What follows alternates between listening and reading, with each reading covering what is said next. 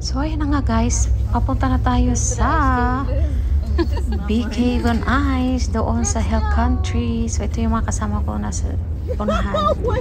Dalawang kasama ko at yung sunset. Ang ganda na kami sa skating. Ito yung mga kasama ko. Ayan.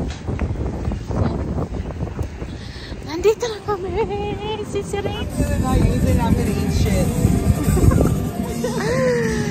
Nandito na kami.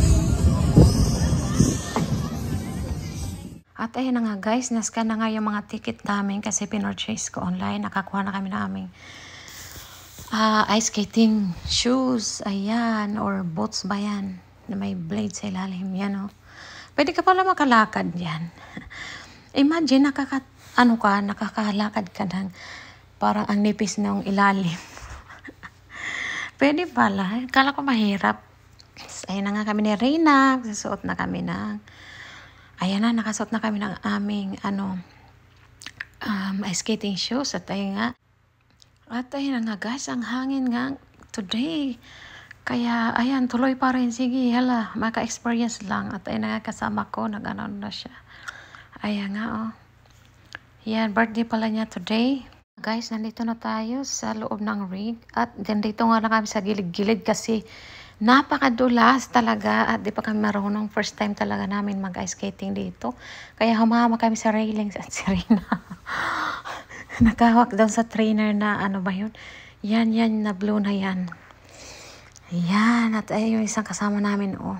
Nag-enjoy lang siya daan-daan. Ganyan dapat para di kayo ma-injured, diba? Hindi kayo pataka ka lang. Ayun, mga bata, ang gagaling nila mag-ice skating. Grabe. Guro araw-araw sila nandyan. Simulang nagbukas yan. Ayun nga guys, bumili kami ng hot choco. Pagkatapos doon sa may... Tapos napauwi na kami. Kakapagod. Again, oh. No, 15. Hi, this is Vanessa. We're done. Hi.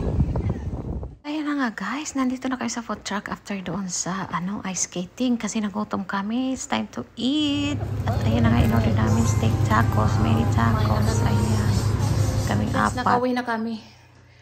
Ayun, ang hirap pala mag-ice skating. Nakakapagod. Pero it's fun, right? Rina, you murdered my feet. Pero it's fun, guys. So, nice experience. Wah! Diba?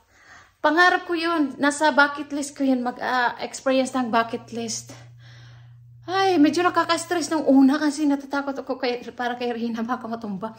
Pero hindi siya natumba, guys. Ang galing niya. So, yun.